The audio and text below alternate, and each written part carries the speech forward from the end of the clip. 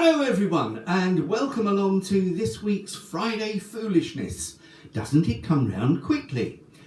Delighted to welcome Graham back into our bubble to do wonderful things with his bass.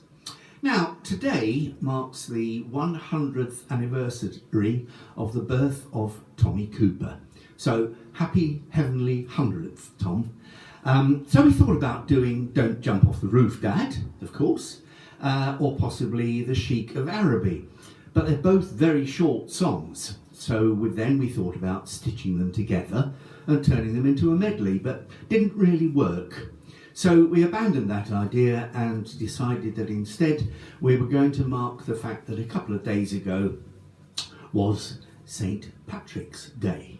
So we're going to do this instead. 1, 2, 3, 4, 1.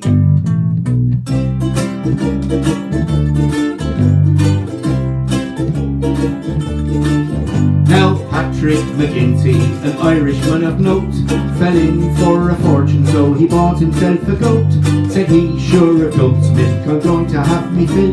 But when he brought the nanny home, he found it was a bill. All the young ladies who live in Killaloo, they're all wearing bustles like their mothers used to do.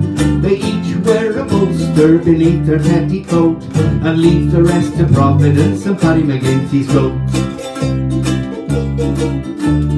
Mrs. Burke to her daughter said, listen, Mary Jane, now who was the lad you were cuddling in the lane? He'd long wiry whiskers all hanging from his chin. 'Twas only Pat McGinty's goat, she answered with a grin. Then she went away from the village in disgrace. She came back with powder and paint upon her face. She'd rings on her fingers and she wore a sable coat. You bet your life she didn't get those from Paddy McGinty's goat. Little Nora McCafferty, the knot was going to tie. She rushed out her trousseau and she hung it out to dry.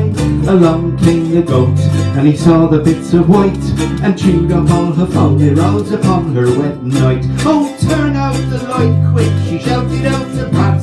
For though I'm your bride, sure I'm not worth looking at.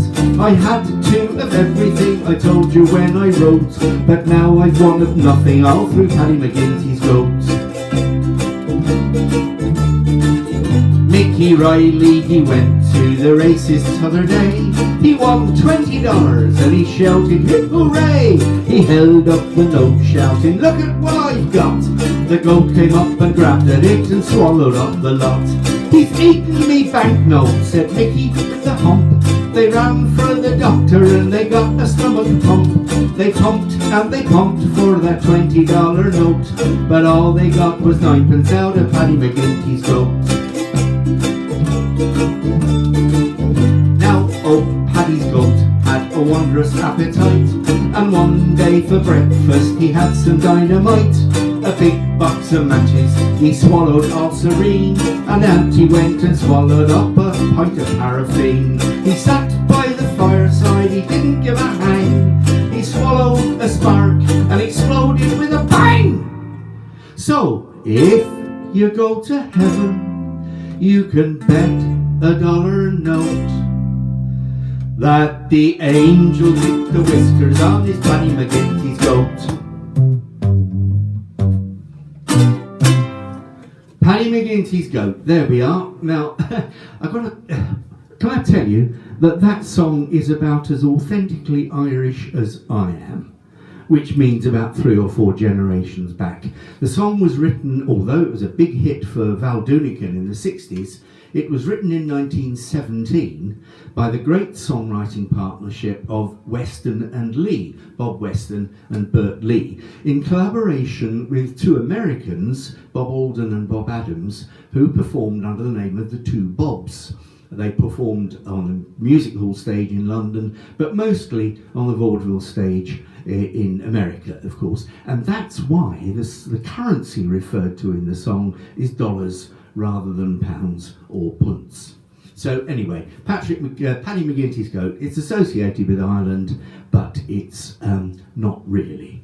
Anyway, see how you like it. I hope you enjoyed it. And that's all from us for today. So until we see you again, there's going to be a tutorial play along out in a couple of days' time, and we'll probably have another comic song along for you next week. And so we're looking towards Easter now and beyond, I suspect. But until then, stay safe, take care of yourselves, be kind to each other. You know what to do. So it's goodbye from Pam. Bye. Bye from Graham. Bye. And it's bye from me. Bye-bye for now.